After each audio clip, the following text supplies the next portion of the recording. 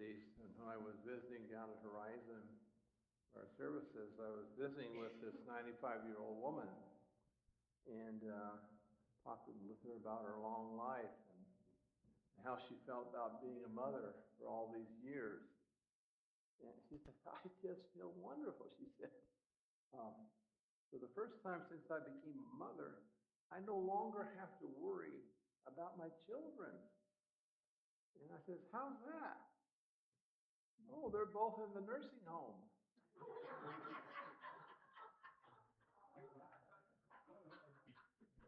Probably true. 56 years ago, before I start, I also want to acknowledge all of our folks that are online, and particularly those that may be from Uganda and Pakistan with us this morning and other parts. We're thrilled that you are here with us today. I think we may even have somebody from the Philippines. If Al is on or not. We can't always tell.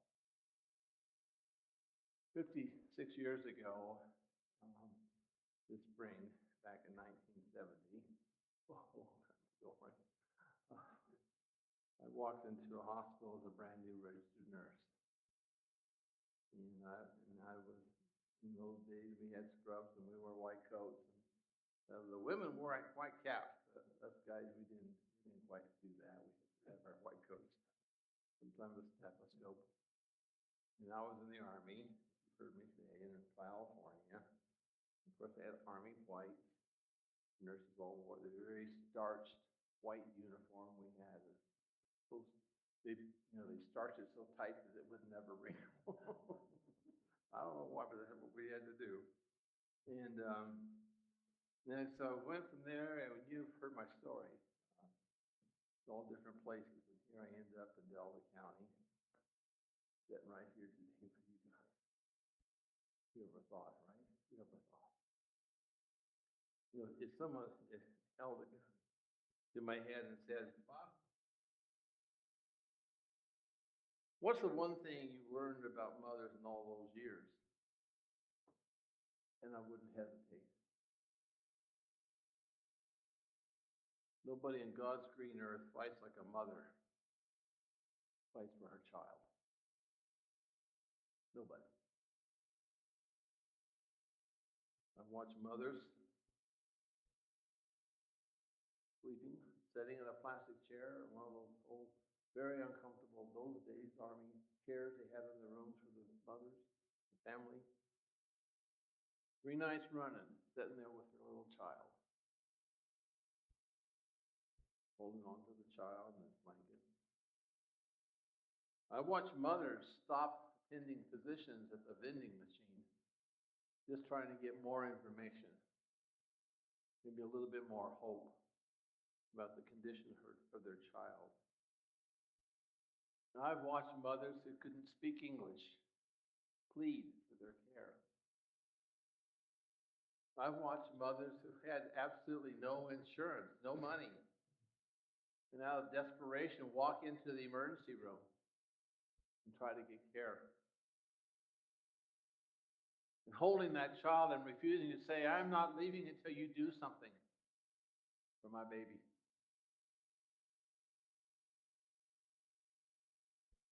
I watched mothers who hadn't slept in 3 days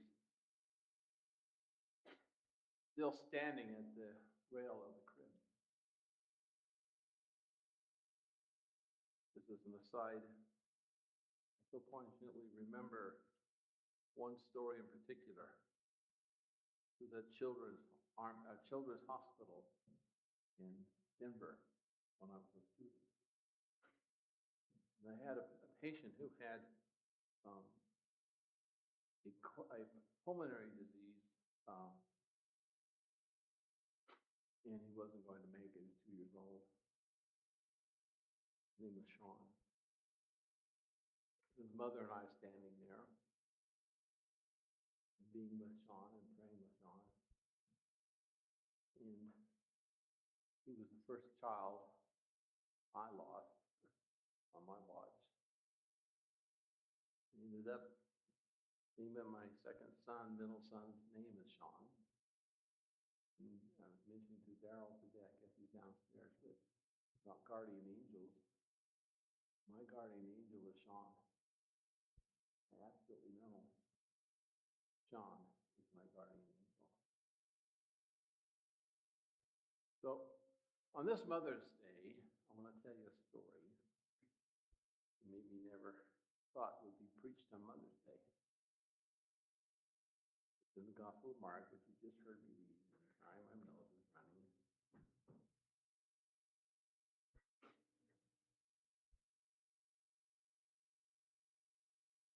It's a story, as you heard me say, of a mother who argued God and won. I told you a little bit about the scene. Jesus is tired. Mark talks about his teaching. He had just done the feeding of the 5,000, and he's arguing with the Pharisees over feeding people. And by the end of chapter 7, he was worn out. That's the human part of our God. So he crossed the border. He went into the Gentile territory. And he was hiding. He didn't want to be bothered, but he just needed to recover.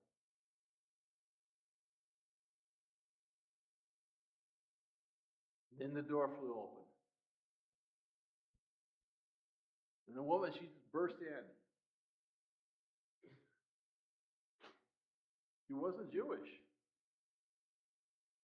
Mark tells us she was a Greek, born in the Syrian Phoenicia, an outsider. She was a Gentile. Wrong race, wrong religion, wrong accent. But her little girl, her daughter, was tormented.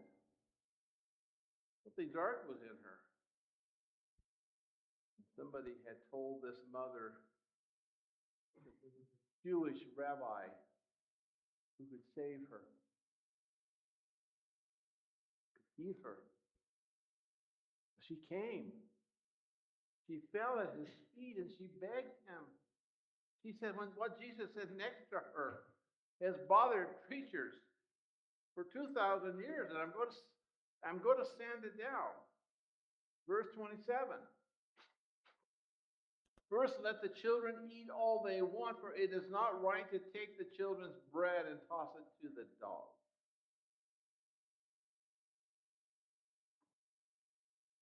Now, every commentator try to make that a softer statement, trying to explain it away. Some say, Greeks say that the word means little dogs, like household pets. Some say Jesus was testing her.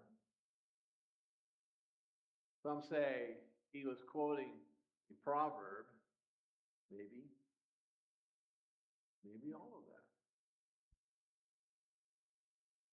But I'll tell you what I think. I think Jesus was human at that moment. He was tired.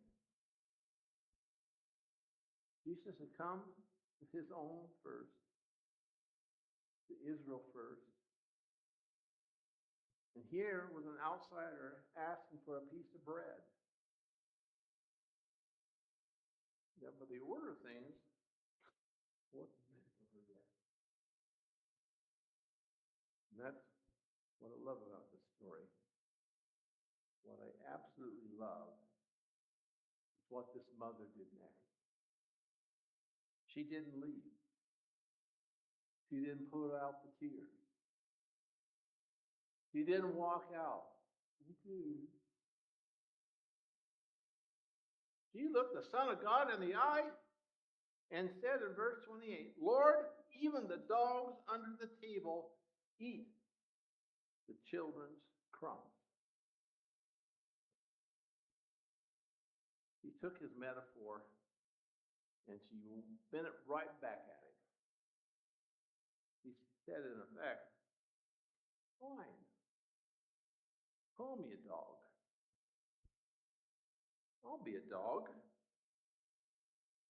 But even dogs get crumbs. And I'm here for the crumbs. Friends, this is one of the most stunning moments in all of Mark's Gospels. An outsider, a Gentile, a mother. She argued with Jesus and won because Jesus looked at her and said in verse 29, "For such a reply you may go. The demon has left your daughter." She didn't even see it happen because the daughter was home in her bed. And so she ran home. And when she got there, Mark says, she found her child lying on the bed and the demon gone.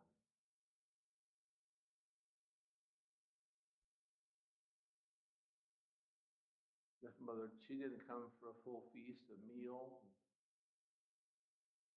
She came for crumbs. She wasn't standing on her own rights. She's standing on her knees. And sometimes that's all that some of us have, our knees. She just wanted her little girl well. And she would take anything that fell from the edge of the table. And Jesus gave her the whole feast. And do you understand what this means? The kingdom of God is not a cafeteria line, but the deserving get served first.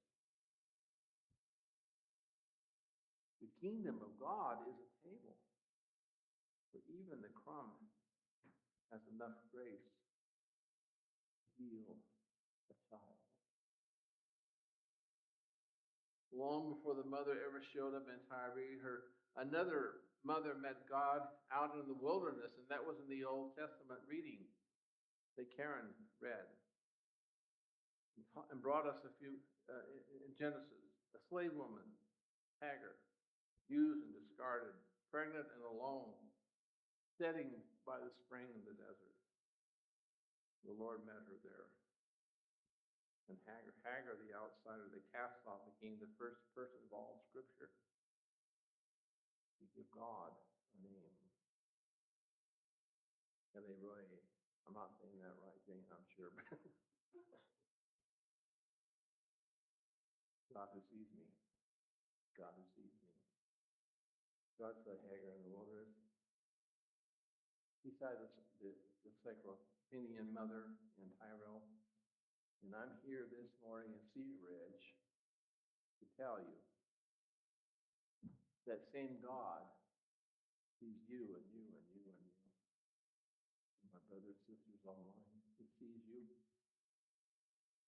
Every mother in this room has at some point felt like a woman asking for crumbs. You didn't ask for a full buffet of life. You asked that your kids would be okay. You asked that the phone would ring with good news. You asked that the test would come back clean. You asked that the invertible fertilization would work this time. You asked that the daycare would call back, and that the school would actually do something about the bullying going on towards your child. You asked that you wouldn't have to choose between rent and the prescriptions of your medications this month. You asked that the addiction would break. You asked that he'd come home. You asked that she'd enter the phone. He came for crumbs. I'm here this morning on behalf of the Lord I serve to tell you, at this table, crumbs are enough. The crumbs become feast. And before I close, I want to widen the circle. Because Mother's Day is hard for a lot of folks, I know. I've sat with enough of you long enough to know some of your stories and how, for some, this day hurts. My mother's death anniversary is coming up, May 19th. Hard to believe she's been gone so long. So we're going to go to her grave after church today and give her some flowers.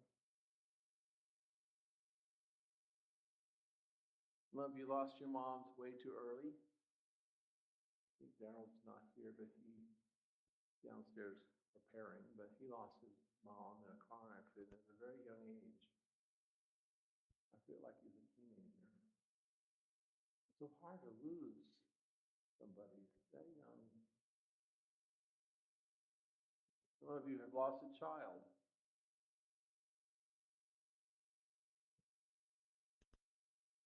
And Mother's Day is probably the worst day for you.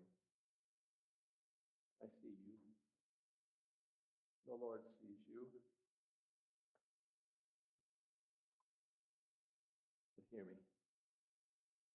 The woman in Mark 7 wasn't just a biological mother that day. She was every woman who's ever fought for somebody that they love. She was every aunt and grandmother and godmother and teacher and neighbor who showed up for a child that wasn't necessarily their own and said, I'm not leaving. There are people like Ken and Dory who took children in desperate situations and gave them unconditional love so they could have a place to live in safety. And the mothers knowing this is the best thing for their child. What a blessing. You said, I'm not leaving. I'm not leaving that child. I'm not leaving. If you have loved somebody else's kid into one more day, you are a part of this sermon. You are part of this sermon. If you ever prayed over a bed and watched somebody else's daughter breathe, you are part of the sermon. I remember so vividly our son Eric, in his last moments, how they get and just in torment, wishing that struggling would end.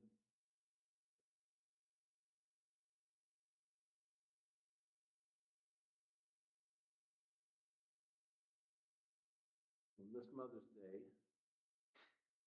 up here on this slope of Grand Mesa, I want to say it as plainly as I know it. You don't have to earn a seat at Christ's table. You don't have to prove you belong. You don't have to wait until you're rested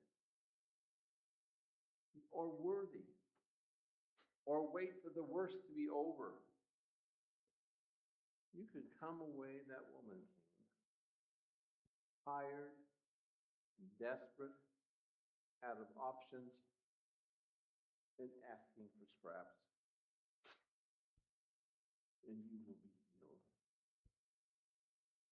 Because the Lord who turned water into wine, and 5 loaves into 12 baskets, and a handful of crumbs into a daughter's healing, that Lord is still here right now, this very moment. He is in this chapel at this table with us, and he is still saying, for such a reply, you may go.